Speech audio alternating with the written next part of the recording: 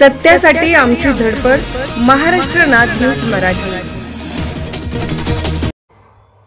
अंबाई बहुउद्देशीय सेवाभावी संस्था अमरावतीच्या वतीने राज्यस्तरीय artist of the year award 2025 सोहळ्याचे आयोजन स्थानिक जोशी सभागृह श्यामचौक अमरावती येथे संपन्न.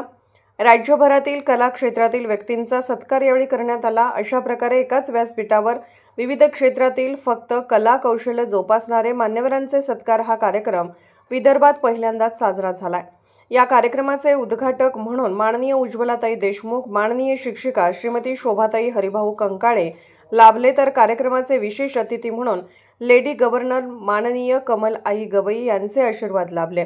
या कार्यक्रमाला प्रमुख अतिथी म्हणून माननीय राजू डांगे सर, आंतरराष्ट्रीय योग प्रशिक्षक सलीम जिक्कर भाई घाणीवाले, समाजसेवी दर्यापूर अपूर्वा बन, सिने अभिनेत्री, मॉडेल व मेकअप आर्टिस्ट नागपूर नदीम अहमद, मुख्य संपादक APJ news channel Amravati Pramila Dongre, उद्योजिका समाजसेवी चांदूर बाजार वैभव कुमार निमकर, प्रसिद्ध व्याख्याते Bhatkuli Archana Bhujade, international makeup artist Amravati Shiva Khaparkar, international hair artist Akola यांची उपस्थिती लाभली.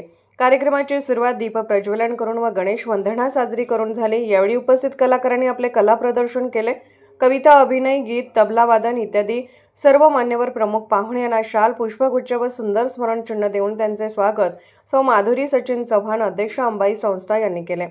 तसेच सर्व पुरस्कारार्थींना मान्यवरांच्या हस्ते स्मरणचिन्ह व सन्मानपत्र देऊन सन्मानित करण्यात आले. यावेळी अंबाई संस्थेचे पदाधिकारी, सचिव माननीय प्रशांत हरिभाऊ कंकाळे, कोषाध्यक्ष माननीय सचिन चव्हाण, छोटे सदस्य माननीय अनमोल सचिन चव्हाण, सदस्य वैशाली चहाटे यांचे सत्कार माननीय कमलआई गवई यांच्या हस्ते करण्यात आला. सुंदर आयोजन, अप्रतिम नियोजन व शिस्तबद्ध पद्धतीने हा भव्य पुरस्कार सोहळा अमरावतीमध्ये संपन्न झाला. या पुरस्काराचे आयोजन सौ माधुरी सचिन चव्हाण यांनी केले, तर विशेष सहकार्य सचिन चव्हाण, प्रशांत कंकाळे, सुमिता कंकाळे, सनी गोसावी, यश कडू, कुणाल इंदलकर, जयश्री भेंडकर, मनीषा मडावी, अनिता अडकिने, मायरा अडवाणी, डॉक्टर श्रेया मेश्राम यांनी केले. या सोहळ्याचे सर्वत्र कौतुक म्हणून सन्माननीय आमदार सौ सुलभा खोडके अमरावती, तसेच सन्माननीय अमरावती जिल्ह्याचे खासदार बळवंत वानखडे अमरावती जिल्हा यांनी आपल्या शुभेच्छा संदेश देऊन कौतुक केले आहे. प्रतिसाद मिळत आलेला आहे आणि प्रत्येक कोचिंग क्लासमध्ये सुद्धा मला मार्गदर्शन करण्यासाठी बोलवण्यात येते.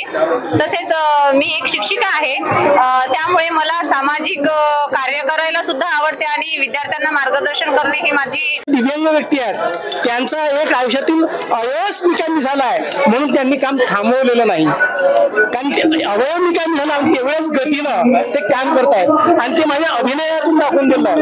या कोवळ्या फुलांचा बाजार पाहिला मी, ही जेव्हा मी नाटिका सादर केली, अण्णांच्या डोळ्यामध्ये अश्रू आले की अण्णांचं जगणं काय असतं, अण्णांच्या वेदना काय असतात, आणि या पुरस्कारापेक्षा त्यांच्या वेदना मांडणं हे मला जास्त महत्त्वाचं काय होऊन जाते. आपण एखाद्या नटीला किंवा एखाद्या ऍक्ट्रेसला ऍडव्हर्टाईज करताना बघतो आणि आपण तिच्या भ्रमात चाललं जातो की ही पण तीच वापरत असेल, आपण पण तेच वापरू असे म्हणून मोठे मोठे ब्रँड्स कोट्यावधी कमवतात.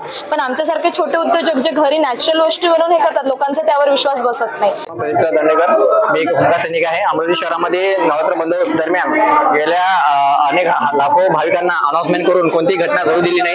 कोणत्याही प्रकारचं त्या ठिकाणी घटना घडू देता दरवर्षीप्रमाणे दरवर्षी त्या ठिकाणी दुःखातून मुक्ती होते. आपली कला जोपासून आपण ओळखले जातो.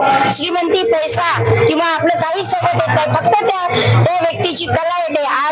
आज जे गावागावामध्ये फक्त गोंधळ, जे आपले गावावर भारूड, भजन हे ते व्हायचे, मग सिने सृष्टीत आले आणि आज अभिनेत्री म्हणून उदयास पावले आणि आज जगासमोर सर्व नॅशनल इंटरनॅशनलला सुद्धा आवड घेऊन आलेली आहे, विजेती झालेली आहे. सिनेमात सुद्धा सिनेमा क्वीन बनलेली आहे पुण्याच्या स्पर्धेत. मला हेच म्हणायचं आहे की आज त्या छोट्या कलेतून आज मोठ्या कलेपर्यंत माणसाला वयाची काही मर्यादा नसते. आज मी 6 वर्षाची 5 वर्षापासून सुरुवात झालेली आहे. विद्यार्थी आणि विद्यार्थ्यांचे फ्री ऑफ चार्जेस मध्ये मी समर कॅम्प अरेंज करत असतो यवतमाळ जिल्ह्यामध्ये, आणि सामाजिक कार्यकर्ता म्हणून बरेच वर्षापासून यवतमाळ जिल्ह्यामध्ये मी माझं समाज कार्य आता सुरू आहे. आणि यवतमाळ जिल्ह्यामध्ये मी आज अमरावती अमरावती जिल्ह्यामध्ये पुरस्कारासाठी आता आलेलो आहोत आणि तो मला मिळालेला आहे। आणि पुढे विद्यार्थी माझ्या आर्ट्समधून ते आपापल्या क्षेत्रामध्ये चांगलं कार्य करतील आणि चांगल्या पोस्टिंग म्हणजे माझ्या मार्गदर्शनानंतर जे विद्यार्थी आजपर्यंत लागलेले आहे पुणे, मुंबई, औरंगाबाद अशा चांगल्या सिटीजमध्ये ते आता स्टँड झालेले आहे विद्यार्थी। आणि पॅकेजेस आर्ट क्षेत्रामध्ये 7 ते 8 मेरा आदि है अंत नहीं, मृत्यु का संयमराज मेरी दया पर जीता है। धरती मेरे पैरों के नीचे, आकाश मेरी मुट्ठी में, मुझमें शक्ति है, मेरी शक्ति मेरा अभिमान। मीच तो दशा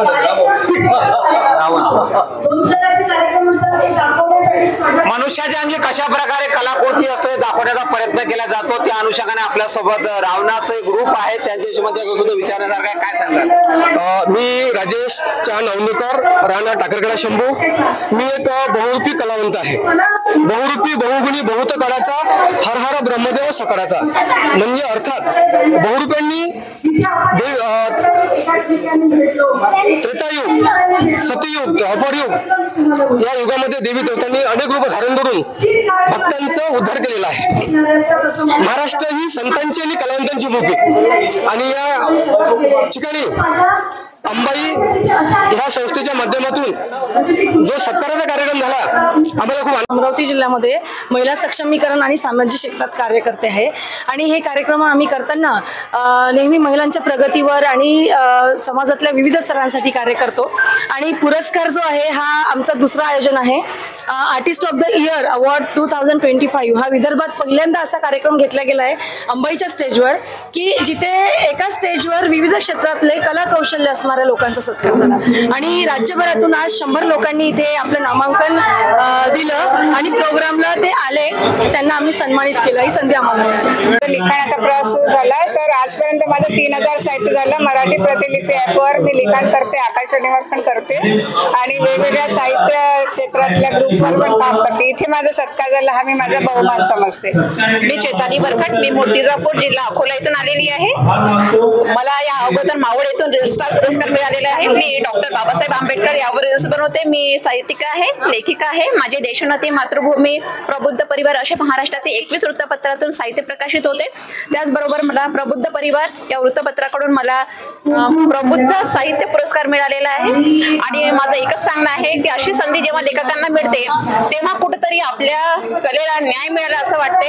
हा जो कार्यक्रम झालेला हा खूप उत्कृष्ट पद्धतीने झालेला आहे आणि त्याचबरोबर असे कार्यक्रम झाले पाहिजे ही विनंती मी ज्या संपादक आहे, ज्या अध्यक्ष आहेत त्यांना विनंती करते आणि हेच म्हणून संपते। मी सौ मालती विजयराव गावंडे यवतमाळवरून आलेली आहे। आमचा सप्तसूर ग्रुप म्हणून आहे, सप्तसूर ग्रुप म्हणून किशोर भाऊ इंगोले यांचा।